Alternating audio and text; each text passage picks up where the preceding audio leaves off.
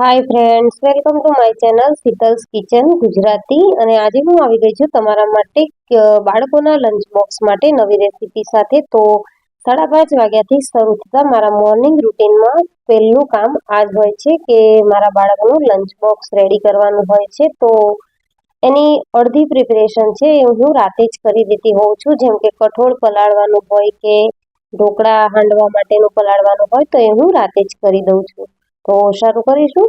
તો 1 કપ કાળા ચણા આવે છે જે દેશી ચણા, એને મેં રાતે જ પલાળી રાખ્યા હતા અને અત્યારે મેં તેને કુકરમાં લઈ અને જરૂર મુજબ પાણી ઉમેરી, સાથે સ્વાદ પ્રમાણે મીઠું ઉમેરી અને 3 વિસલ વગાડી અને સરસ રીતે બાફી લીધા છે। આપણે વધારે પડતા નથી બાફવાના।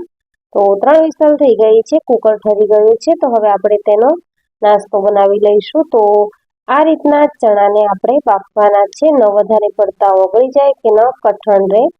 તો ચણાને વઘારવા માટે આપણે કડાઈમાં 1 ચમચી જેટલું તેલ, અડધી ચમચી જીરું, સાથે 1 થી 2 કળી જેટલું ઝીણું સમારેલું લસણ અને 1 નાની સાઈઝની ઝીણી સમારેલી ડુંગળી લઈ લઈશું।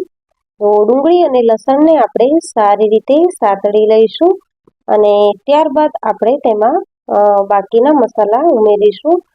મસાલામાં આપણે 1 લીલું મરચું ઉમેર્યું છે જે લાલ રંગનું થઈ ગયું છે અને સાથે જ 1 નાનું ટમેટું મેં ઝીણું સમારીને ઉમેરી લીધું છે। સાથે અડધી ચમચી હળદર પાવડર અને ચપટી જેટલી હિંગ ઉમેરી છે।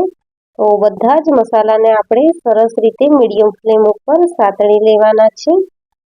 તો આ નાસ્તો ખાવામાં ખૂબ જ ટેસ્ટી લાગે છે અને ચણાનો નાસ્તો છે તો પ્રોટીનથી ભરપૂર છે। તો તમારા બાળકોને જરૂરથી બનાવી આપજો। બધો જ મસાલો સતળાઈ ગયા બાદ મેં બાફેલા ચણા ઉમેરી દીધા છે અને જરૂર મુજબ મીઠું આપણે ચણા બાફતી વખતે પણ ઉમેર્યું હતું, તો અત્યારે થોડુંક ઉમેરીશું। સાથે અડધી ચમચી ધાણા જીરું પાવડર અને ખાટો મીઠો ટેસ્ટ આપવા માટે અડધી ચમચી જેટલી મેં ખાંડ ઉમેરી છે। સાથે 1 મોટી ચમચી જેટલો કેચઅપ ઉમેર્યો છે। તેનાથી આ જે ચણાનો નાસ્તો છે તે ખૂબ જ ટેસ્ટી એવો બનીને રેડી થશે અને ઓલમોસ્ટ આપણો નાસ્તો બની ગયો છે। તો આપણે તેને સર્વિંગ પ્લેટમાં લઈ અને છેલ્લે લીલા ધાણાથી ગાર્નિશ કરીશું। તો મિત્રો, તમને આ રેસીપી કેવી લાગી તે મને કમેન્ટ સેક્શનમાં જરૂરથી જણાવજો અને જો રેસીપી વિડીયો ગમ્યો હોય તો વિડીયોને લાઇક કરજો, શેર કરજો અને મારા ચેનલને સબસ્ક્રાઇબ જરૂરથી કરજો। Thank you for watching.